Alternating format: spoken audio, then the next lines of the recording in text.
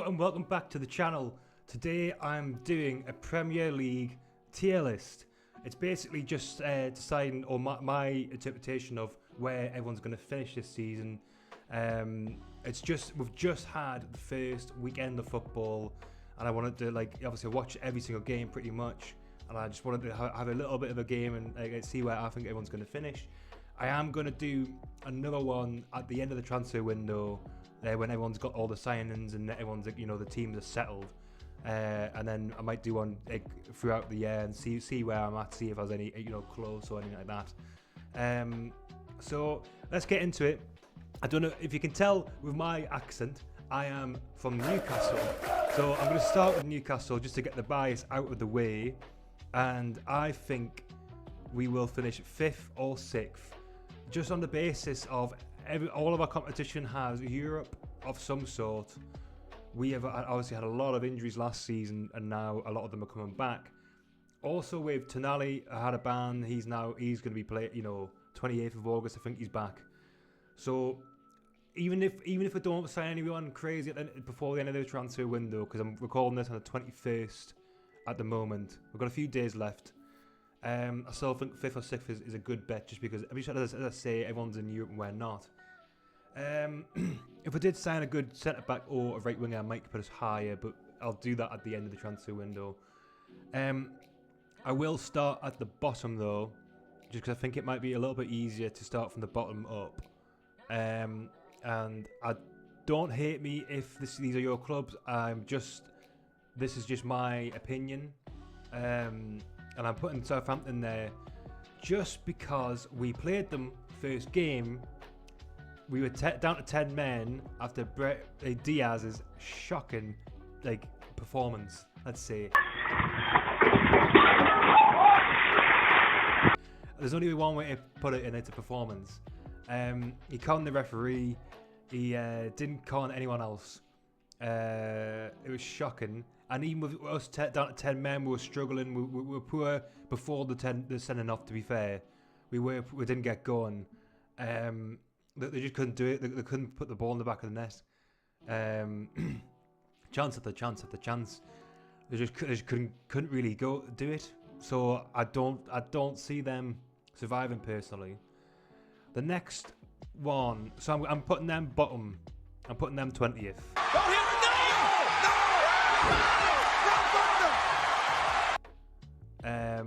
The next one's hard. The next one's really hard because I want to say Ipswich, but Ipswich, I've got a feeling that they might be a bit better than than I thought. But everyone's strengthening. Everyone's getting so good. Every team's the signings are crazy. So I might leave. No, yeah, I'm gonna put Ipswich. This is just purely for the fact. It's purely for the fact that every other team that have been in the Premier League before have strengthened so much, and that the players. I don't know how the Championship clubs are going to compete. I really don't know how to bridge that gap. Probably I'm going to say 18th or 19th. The next is hard as well, because Leicester, I would have said that they would stay up.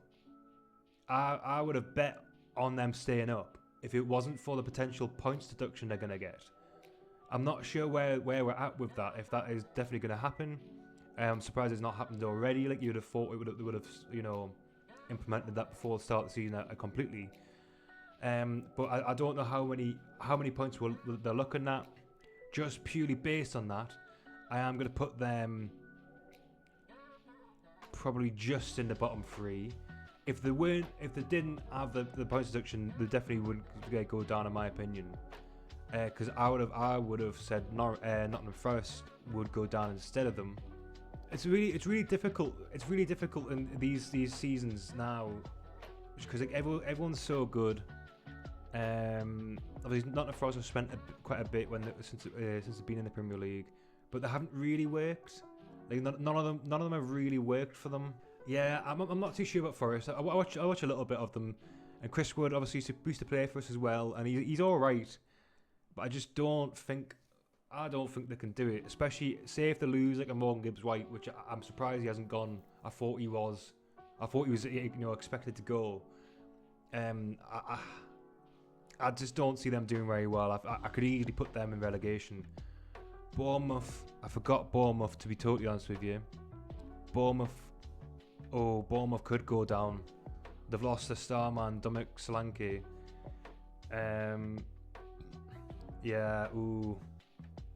I could change that already, I could keep Leicester up and put Bournemouth down. Bournemouth would definitely be 17th, if not 18th. I'll come back to that later. They will definitely 100% be in the midst of the relegation battle. So I'm gonna go to 2 to 4, and I do think Liverpool will definitely be in there. I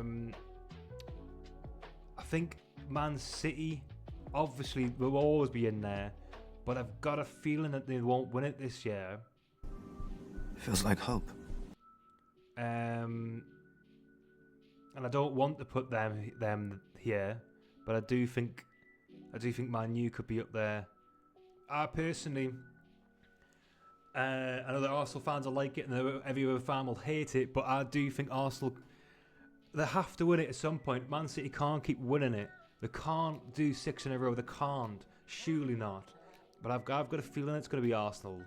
And just to clarify, I'm going to put City 2nd, Liverpool 3rd, Man United 4th. And I think, I'd love to be right, only on the basis that I want to see someone else win it. I used to love Arsenal. I'm not too keen on Mikel Arteta as of late because of his antics on the touch side and stuff. He winds me up a little bit, and I used to love him, so it's a bit sad. I really hope it's there, yeah, because I want to see someone else win it, and I don't want to see Liverpool win it because I'm not a big fan of Liverpool. Mainly because my other half is a massive Liverpool fan. She rubs it in every time we lose. So who I think will be 5th. If I'm gonna say 5th or 6th, I think we could get 5th. And I probably put Tottenham with us. It's a hard one with Aston Villa because I like Villa, so I don't know. Villa, I'm going to put Villa 7 for now, but I think Villa and Tottenham could easily change, or even Villa and us, to be totally honest with you. Because I think Villa. It's only because they've got Europe and they've had to downgrade it a little bit because they've obviously got rid of Douglas Luiz, who for me was a great player, fantastic midfielder, and they've replaced him with Ross Barkley and Onana, and I'm really not a big fan of Onana. I know he scored in the opening game, his first game for Villa, but I don't think he did much else in the game, and I think 50 million for a player is crazy for the sort of player he is. I'm not a big fan of that signing. I don't know. Well, we've got to put Chelsea in there somewhere, and I'm the only reason I'm sort of doing Chelsea dirty is just because of the Poch situation, sort of mid-table-ish, sick downwards for Chelsea. I think personally. Especially in Europe with that squad, I don't think it's going to do very well. I love a bit of Brighton, so Brighton, I'll have them in there. West Ham lost, but they do have some good players, so I'm going to put them at 10th. Crystal Palace are interesting because they've lost Olise already. I think I just checked this morning, and Joachim Andersen looks like he's destined to move to Fulham for 30 million. We obviously Newcastle were linked with, or have been linked with Mark Gay. I don't know if that's going to happen. I feel like it probably won't, just because Parish is playing hardball. 1 minute, 65, we offer them 60, fair enough. They say no, okay, we'll go 65, and they go, right, we want 70 million. So I feel like he's one of those he's just going to keep putting it up and up and up until we get, give him crazy money. I pump those numbers up. Those are rookie numbers in this racket. And I like Gay. He had a great Euros. But if they sell, they've sold Olise. If they sell Andersen, which it looks like they are going to, then I don't know who they've got. They've got Eze and they've got Mateta. Mateta might not have the same season as he did last time, and Eze is a great player, but he was touted to go somewhere else as well. So I think they're going to struggle. Fulham next. So Fulham, is that 11th? So who else? I'm going to put Wolves next in that one. I'm going to put Brentford. Brentford will be ahead of Nottingham Forest. But I think Crystal Palace will be in there. I don't fancy Everton. The last couple of seasons, it must be hard to be a fan because you're just constantly battling relegation. I feel like in a way it might be better to go down, get rid of all the crap. The hangers on, the clangers on, the ones who just getting the paycheck and don't care, and then come back up with a bit more of a fight in you. I'm happy with the top: Arsenal, Man City, Liverpool, Man U, us, Newcastle, Tottenham, Villa. It's a hard one with that one because I just don't know who Tottenham really. I'm going to switch them two around because I would like to think Villa can still do it. So no, I think Villa could do okay. So let's put them 6th and Tottenham 7th. We'll say Chelsea 8th, Brighton 9th, West Ham 10th, Fulham 11th, Wolves 12th, Brentford 13th, 14th, Crystal Palace 15th, Nottingham Forest 16th, Bournemouth 17th. 100% think Leicester would stay up if it wasn't for the potential, the points deduction that looks like it will be implemented this season.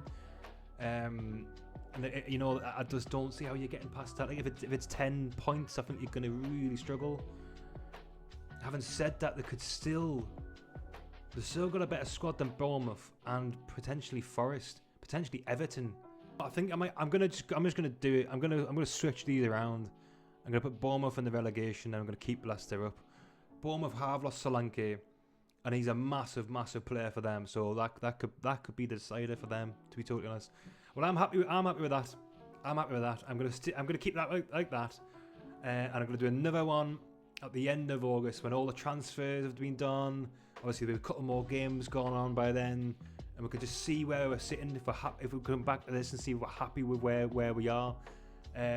Might do one in January in the halfway mark and see how wrong we were, all that sort of good stuff. So I'll see you in the next video. Bye.